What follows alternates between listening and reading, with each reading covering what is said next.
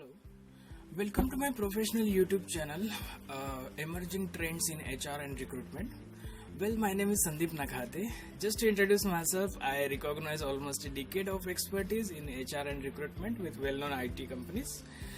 I graduated in information technology, engineering and MBA in the field of HR. I'm always eager to learn the know-how, and that's why I'm licensed accredited in HR recruitment and talent acquisition from World HR Board. I serve abilities to sales and the people management. Okay, so I have designed a learning pattern for any HR professional that will help them to understand the latest trends in HR and recruitment as per current era 2020. So we are going to learn various patterns in HR and recruitment with respect to industry. You can subscribe my professional YouTube channel and press the bell button to get updated as per current upcoming sessions notification. You can also visit our website www.spnglobe.com for blogs and latest news feed.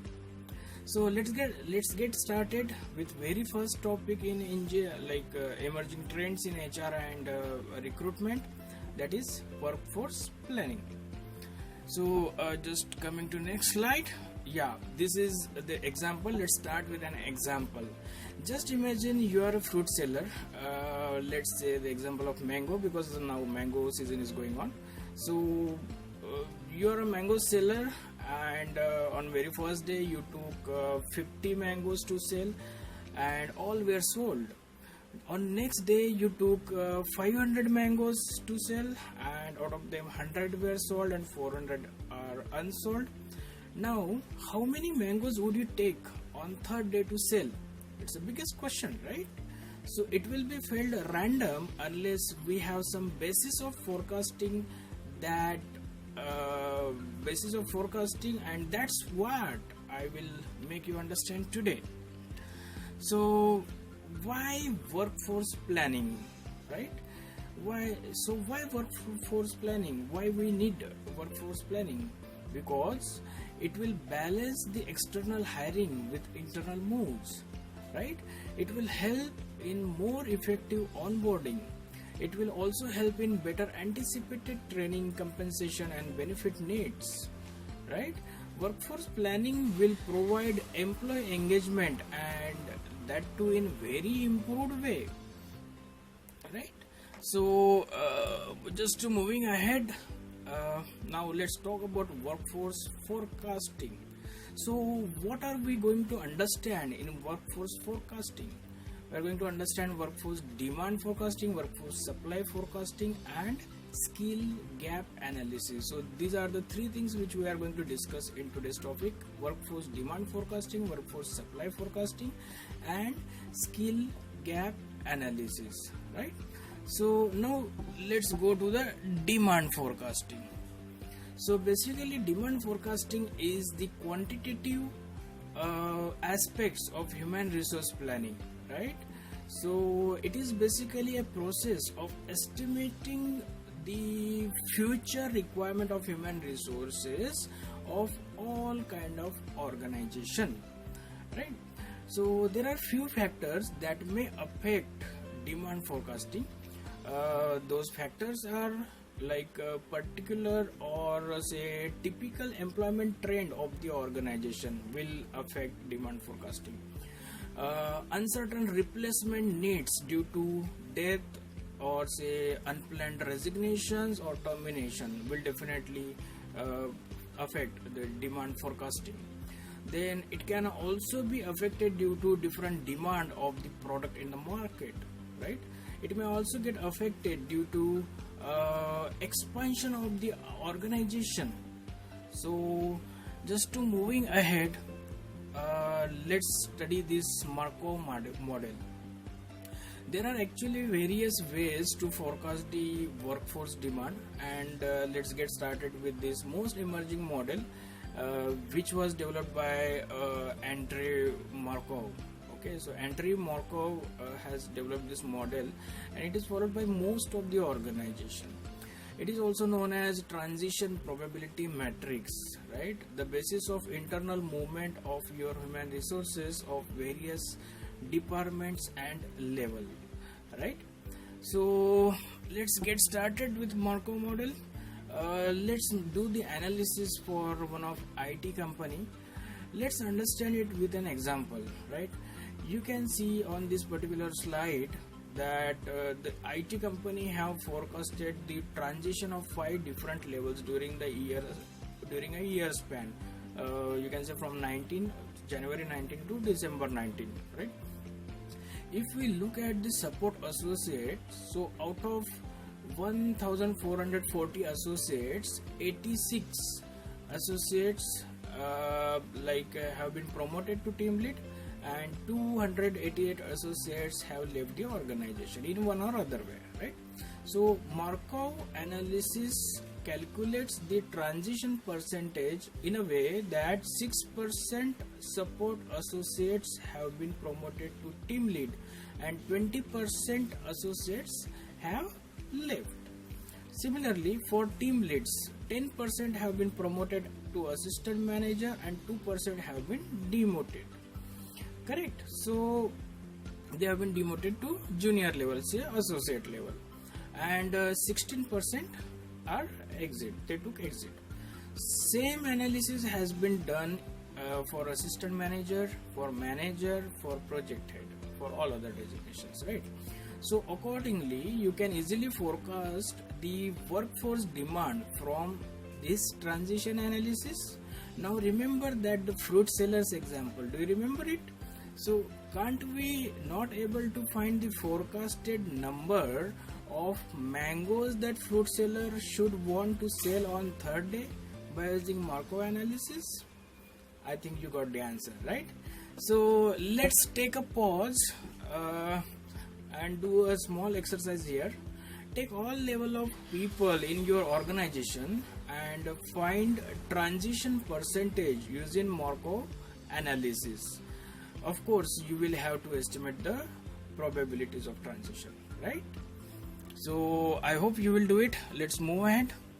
So now coming to supply forecasting, let's move to, this is learning by 2. Let's move here for supply forecasting of human resource. It is in human resource context. So it is nothing but the estimation of supply of human resources. It considers the analysis of current human resources inventory and future availability of your organization, right?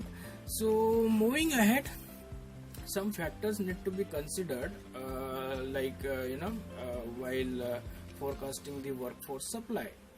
So first is existing inventory, right? Existing inventory of human resources.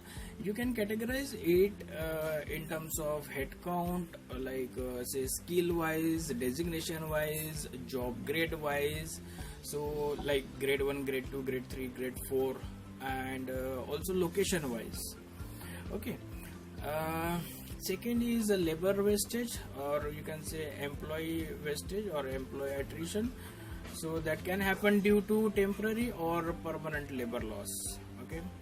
You will also have to consider the factor in case there is any potential addition to your workforce, and of course the sources of supply, right? So this is a very good formula. If you implement in your organization, I believe it will make definitely some good changes. So these two things are necessary to know while workforce supply forecasting. First is you can see here, first is employee turnover rate.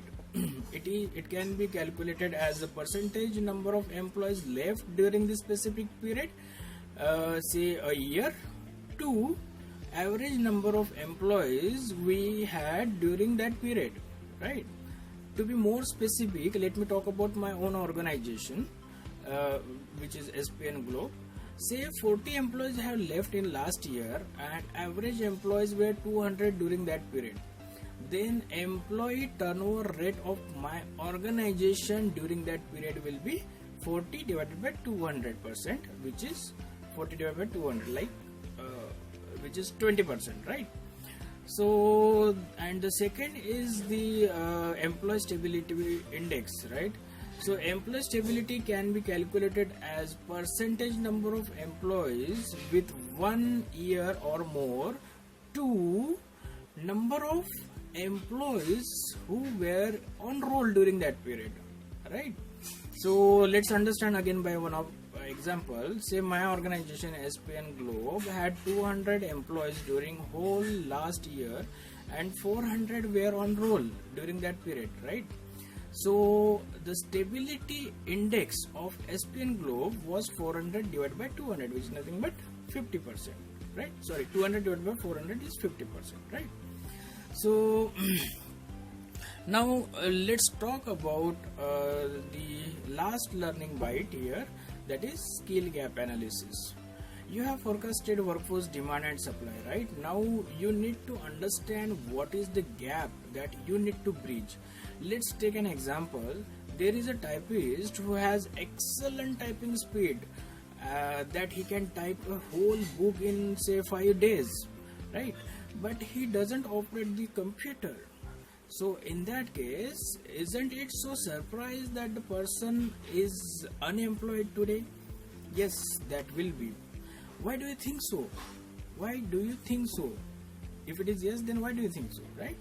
So in an era where skills are becoming redundant so quickly, technology is changing so rapidly, requirement is changing, skill gap analysis becomes that much important, right?